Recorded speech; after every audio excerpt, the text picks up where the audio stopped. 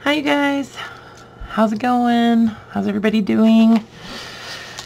All right, so I have been madly working on a bunch of journals. These curved spine journals. This one is a very ever so slightly curved.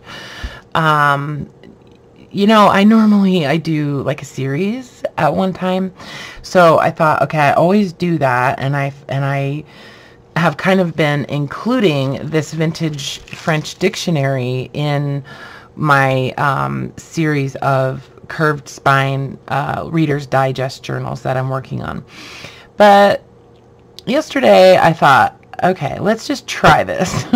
Let's try just doing one journal. I've gotten them all kind of to the same point where they all had like the signatures kind of put together and that kind of thing. But I really wanted to finish this one just because it's a really special book, and it's orange, which is absolutely my fave. And I don't know, like I just think it's a really special book. It's in really good shape. It's a 1927, I think, illustrated French dictionary. And I don't know, like I saw it and I just went, you have to get that and make it into a journal. This is actually how wide the book was. I did not change the size of the spine or anything, right? So you can see that's it. Let me measure it so you can see.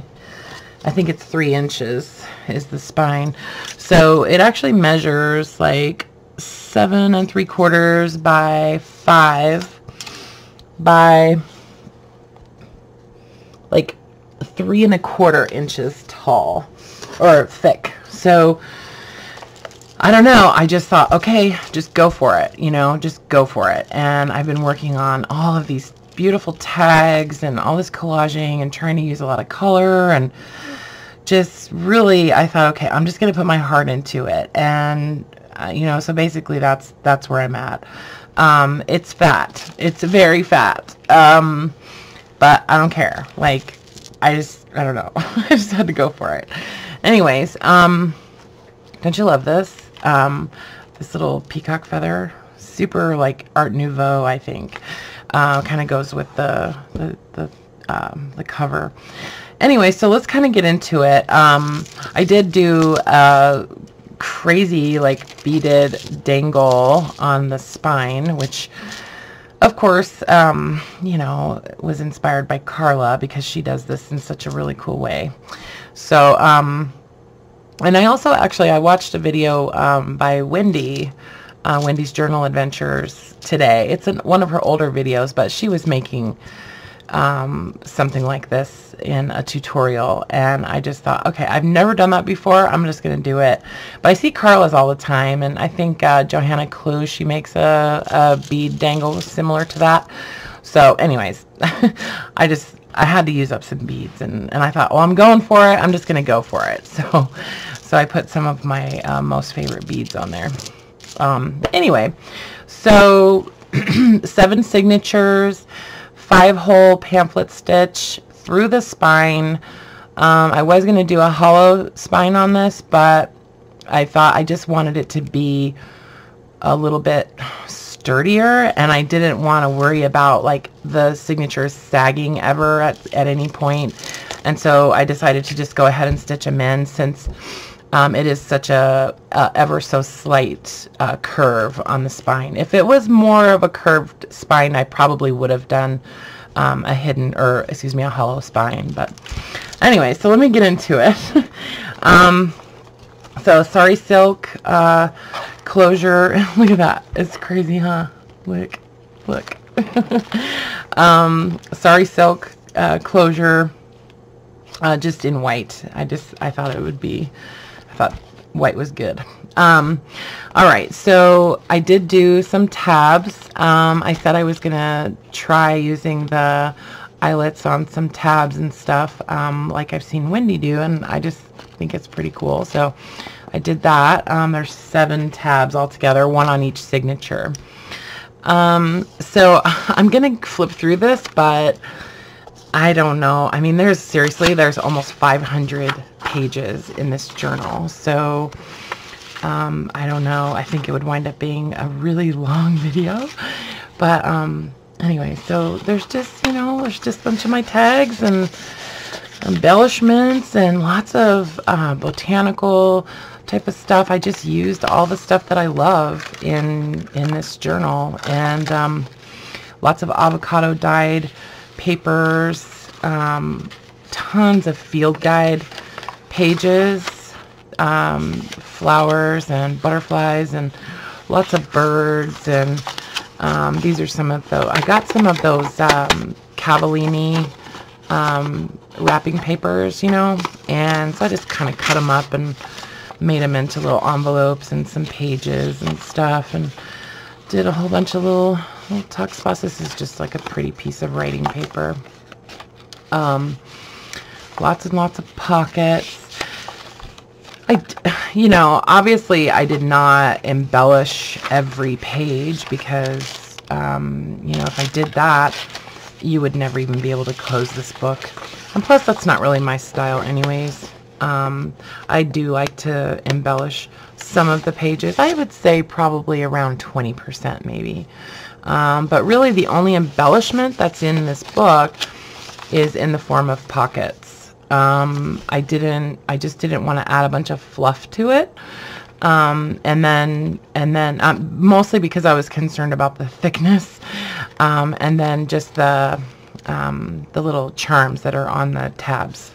So, and these are some of those tags that I made where I used the different colors of distress inks, and trying to add a little bit of color to my life and someone else's life. So just lots of little goodies in the little pockets and bags, and I really had fun doing this. I have a million things that I need to be doing, trying to get ready for a live sale and stuff, and I just, I really just wanted to finish something. And so yeah, so I did, and I'm happy about it. So yeah, so there's some little charms on the tabs, and they're all just attached with a little bulb pin. A lot of the signatures are like the base page are like collaged pages, pocket pages mostly. This is from like an Audubon book. I got some cream color copy paper, and I'm really happy with it rather than just a white. So I think I'm probably going to start using that in a lot of my journals. Kind of a off-white color of just 24-pound copy paper. So lots of tags, the huge. But this is another piece of that Cavallini wrapping paper. People use it as like posters and stuff too. But yeah, and avocado dyed papers, and these are some little tea cards that Tracy Fox sent to me in a little swap that we did a while back.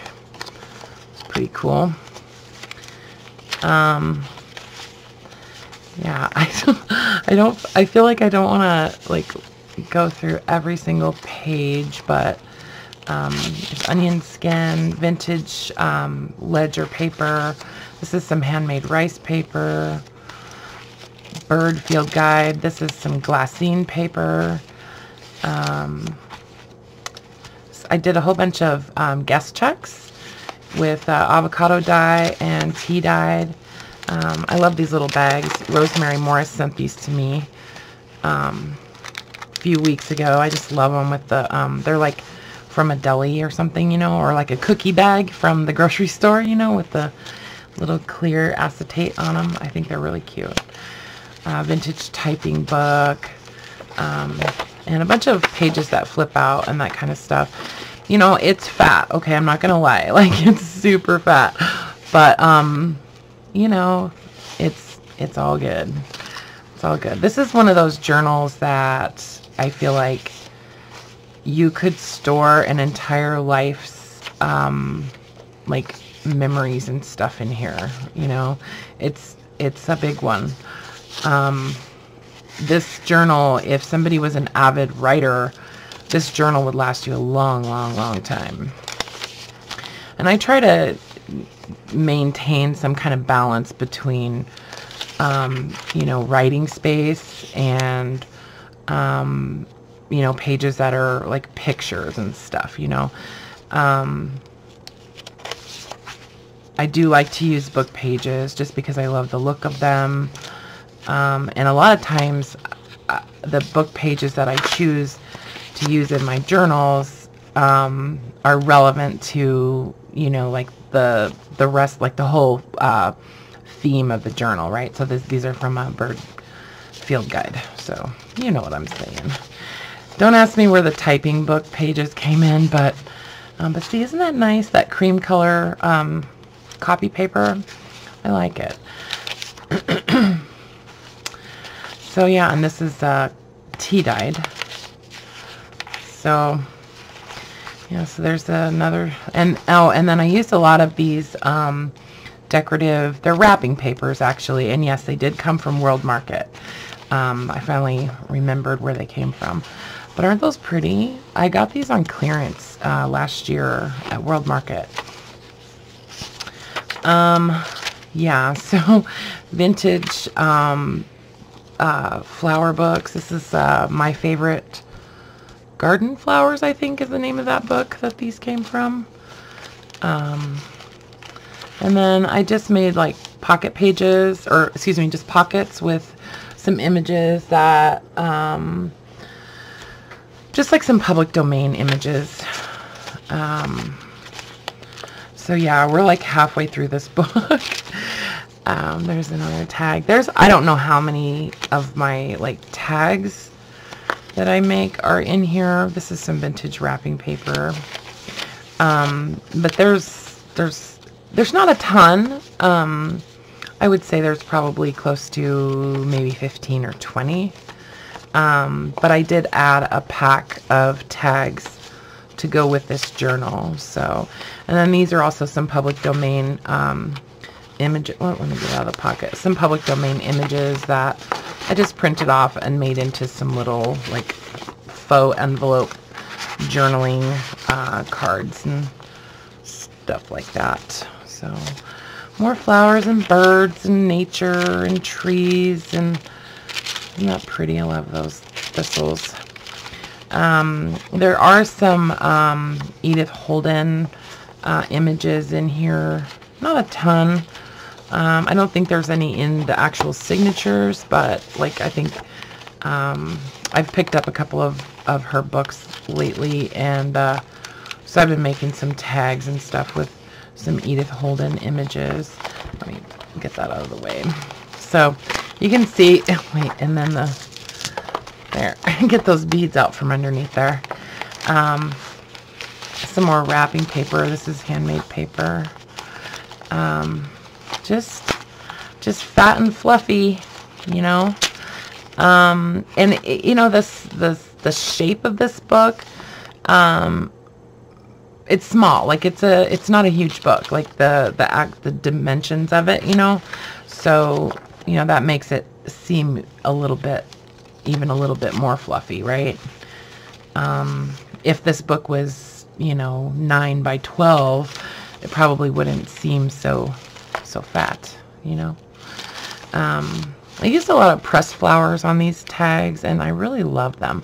I think this year I'm just going to be diligent about pressing flowers. There's a lot of quotes too on these, a lot of these pocket pages that all kind of relate to nature and flowers and trees and birds and butterflies and all that kind of stuff. And then also I printed off some of the like vintage receipts that I've acquired this last year and scanned, and so I've included some of those. See, like, isn't that pretty, the little bleeding heart that's on there, and it's glued on. It's really cool. I'm gonna be using more pressed flowers in my journals. So, all right. So, I didn't think it needed a pocket on the back. So, and I just love the end paper there. So, or the, you know, whatever you call that. I don't know the technical term for that paper, but isn't that cool? So I actually scanned that and used some of that paper on the little, like, kind of add-on little tag bag, I guess. So I made this out of one of those straw paper bags that I got from Rachel in Italy, Roxy Creations. She sells these in her shop, so they're pretty cool. This is like some kind of paper that apparently, well, she said that they use it. It's like a kitchen paper. So kind of like our brown paper, maybe. I don't know. But anyway, so I filled it up with tags and all kinds of goodies. So here's another one of those receipts that I printed off, and there's actually 2 of them. And then this is a page from, it's French idioms and phrases. I think it was like some kind of textbook or something. Like a workbook maybe, because there's like obvious perforation line right there. So I think there had been something else down here that was torn off, but I thought that was kind of cool. And then some more of these like faux envelopes made from some images that I printed. And let's see what else is in here. There's another tag, another public domain image. This is a greeting card, as is that. And then I just glued like ledger paper or avocado paper on the back of it. This is one of my handmade tags with some collaging. There's some beetles and little dragonfly and some flowers on that one. And then a bunch more stuff. There's another little faux envelope made with the Cavallini paper. There's another tag. Another tag. Oh gosh, I'm up a little higher, aren't I? Another tag. Another tag. A little I love that butterfly postage stamp. There's another tag. Lots of tags. So these could obviously be used anywhere, like in any journal or for any purpose, right? And I just decided, okay, just go for it, you know. I kind of went like whole hog, and I really wanted to include more tags with the journal. It's just that all of these would not fit in here. So if you really, really want to get all of these tags in this book, you probably can, but I will say that it's probably going to wind up about like that. So yeah. Anyways, and then, oh, there's one more thing in here. This is like one of those how to paint like books, you know. And then this little bag that I just kind of altered. It's a pretty long one, so I just folded it up and kind of embellished that front pocket. And then I wanted to have as many pockets in here as I could, so I cut the bottom of the bag open and made a little little thumb notch there, and then left that as a pocket. And then I didn't want to lose the gusset of the bag, so I didn't stitch it. I actually glued this up. So glued that on. So anyway, so that is Poppy, and I'm not going to worry about putting all that back in there right this second.